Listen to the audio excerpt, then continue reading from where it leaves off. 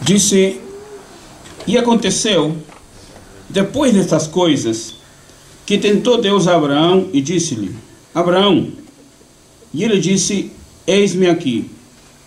E disse: toma agora o teu filho, o teu único filho, Isaque, a quem amas. Vai-te à terra de Moriá e oferece-o ali em holocausto sobre uma das montanhas que eu te direi. Então se levantou Abraão pela manhã, de madrugada, e albardou o seu jumento e tomou consigo 2 de seus moços e Isaque, seu filho. E fendeu lenha para o holocausto, e levantou-se e foi ao lugar que Deus lhe dissera. Ao terceiro dia, levantou Abraão seus olhos e viu o lugar de longe. E disse Abraão a seus moços: ficai-vos aqui com o jumento, e eu e o moço iremos ali, e havendo adorado, tornaremos a vós. E tomou Abraão a lenha do holocausto, e pô-la sobre Isaque seu filho. E ele tomou o fogo e o cutelo na sua mão, e foram ambos juntos. Então falou Isaque a Abraão, seu pai, e disse: meu pai. E ele disse: eis-me aqui, meu filho.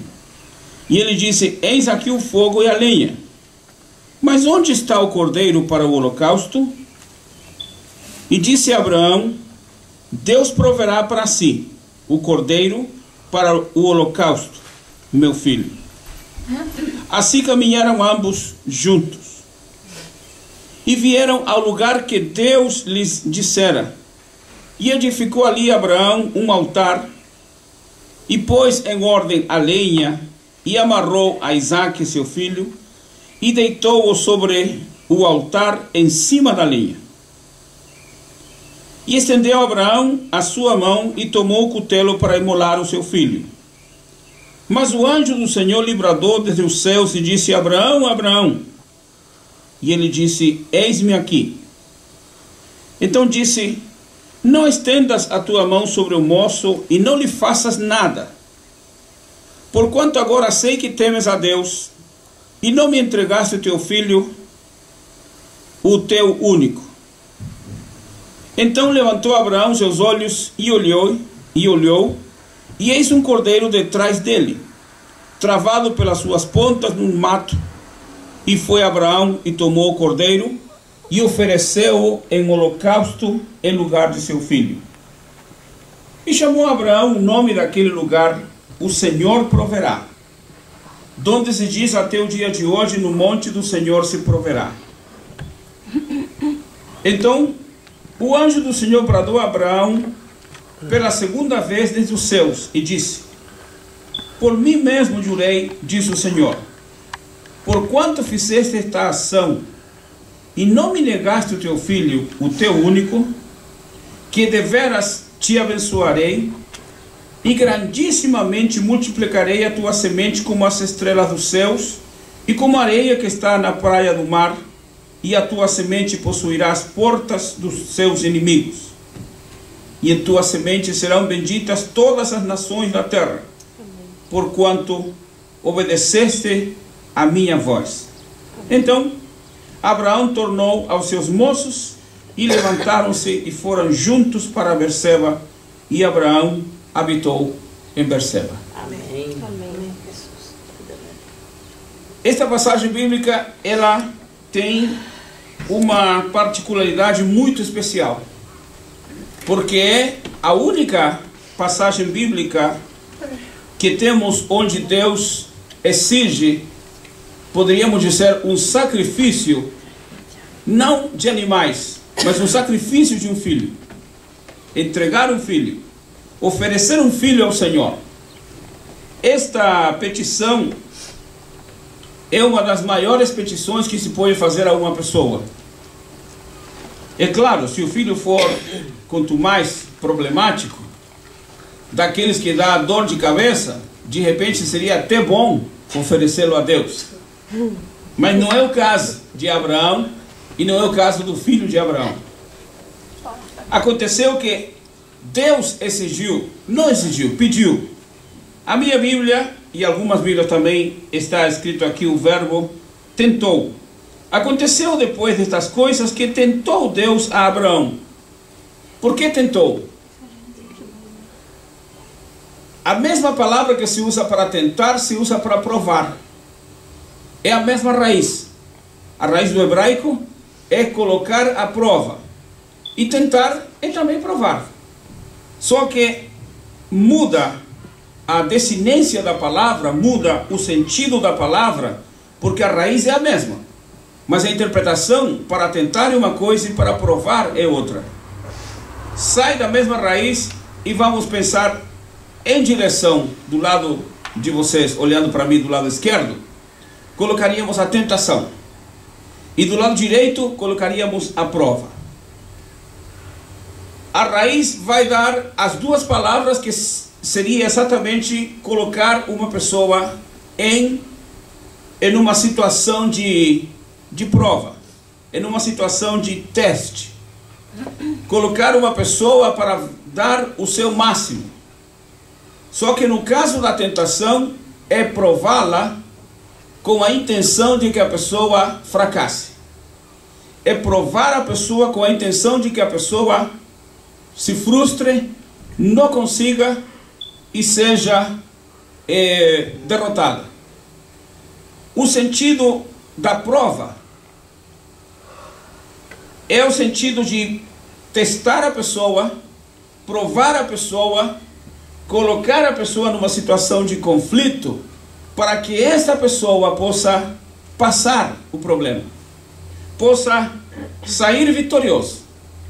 Nesse sentido, que é a tentação, é a intenção de derrubar a pessoa, acabar com a pessoa, terminar.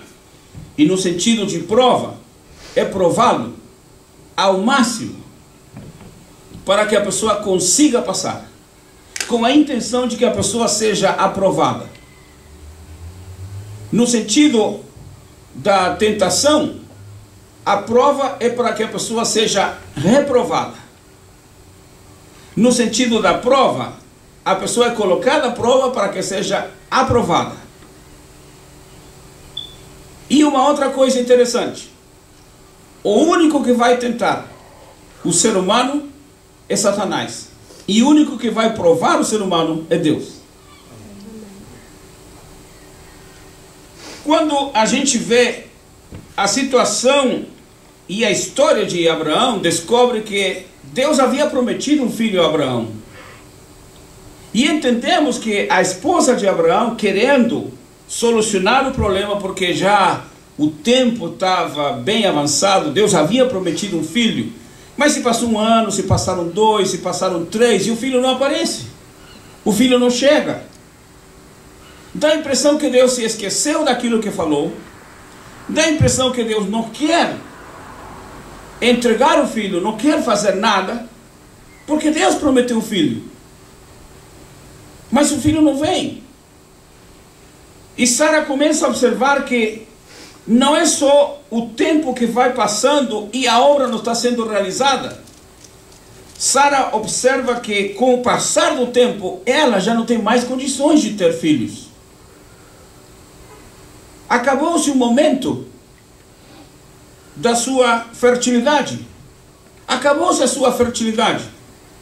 Ele entrou numa situação de menopausa e já não tem mais condições de gerar um filho.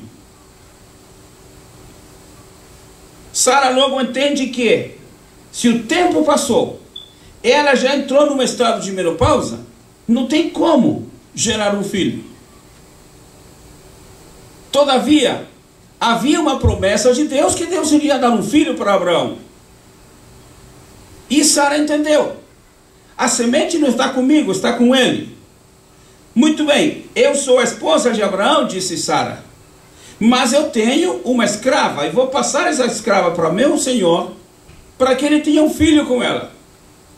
E esse filho da escrava não vai ser da escrava, vai ser meu, porque eu sou a dona da escrava.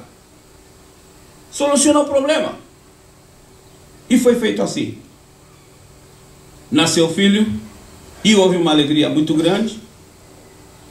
houve praticamente uma grande festa, desde o tempo que a criança foi desmamada, talvez uns 2 anos, dependendo do tamanho do bezerro e a vontade de mamar.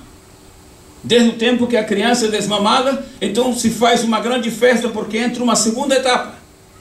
E quando já esta criança estava com 11 anos de idade, de 10 para 11 anos de idade, a promessa já se havia esquecido, porque o filho já estava ali. Não era o verdadeiro filho, o filho que deveria vir de Abraão e de Sara, mas tem um filho. O importante é que o filho está ali. É isso que vale, é isso que importa. O que Deus falou, tudo bem, talvez a gente não entendeu bem, talvez Deus mudou de ideia, possivelmente Deus passou para o plano B, porque o plano A não deu certo. O plano A é Abraão ter um filho com Sara. Logo que Sara fica infértil, não pode ter um filho, então passa-se para o plano B. Não é Sara, mas pode ser Agar. Foi, tá certo, solucionou o problema. Então agora entra o plano B. No pensamento humano está tudo certo, mas no projeto divino alguma coisa ainda falta por fazer. Algo ainda há de acontecer. E de repente Deus manda um anjo para falar com Abraão. E o anjo chega e diz: olha, eu venho da parte do Senhor para te trazer uma notícia. Sara vai ter um filho.